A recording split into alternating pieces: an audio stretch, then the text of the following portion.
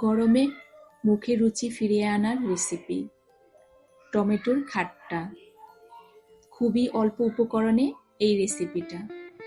এই গরমে কিছুই খেতে ইচ্ছে করে না, এই ধরনের সিম্পল খাবার খেলেই তৃপ্তি নিয়ে খাওয়া যায়।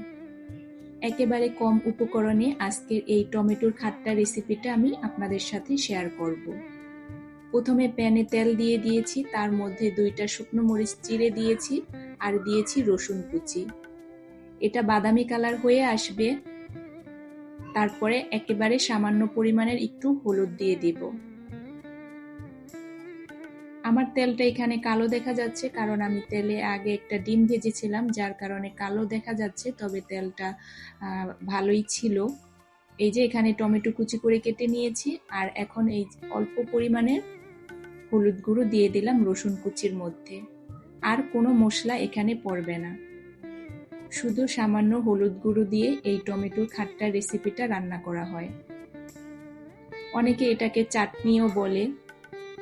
এখন স্বাদ মতো লবণ দিয়ে দিলাম, তারপরে এটাকে এখন ভালোভাবে মিশিয়ে ঢাকনা দিয়ে ঢেকে রাখবো। এটার মধ্যে যথেষ্ট পরিমাণের পানি উঠবে, আর এক্সট্রা করে পানি দিতে হবে না। কেউ যদি পাতলা খেতে চান তাহলে পানি দিয়ে পাতলা করে নিতে পারেন, তবে আমি এভাবেই ঘন রাখবো, তার জন্য আর এক্সট্রা কোনো পানি অ্যাড করলাম না। এখন চটা দিয়ে এগুলো একটু গালিয়ে দিব যাতে সুন্দর একটা সফট লিকুইড ভাব আসে, সেজন্য। তো এইভাবে যারা যারা খেয়েছেন তারা তো জানেনই এটা অসম্ভব মজার একটা রেসিপি, আর যারা এখনো ট্রাই করেননি অবশ্যই এই গরমে ট্রাই করবেন। এটা শরীরের আরাম, আর টমেটো আমাদের শরীরের জন্য খুবই উপকারী।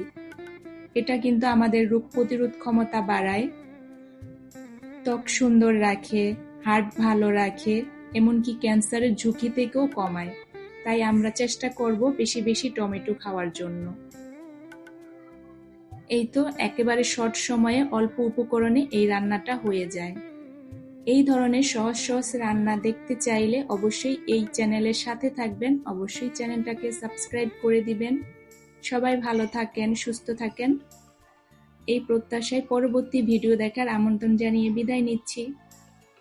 আর এই ধরনের ছোট ছোট রেসিপির পাশেই থাকবেন। আল্লাহ হাফেজ।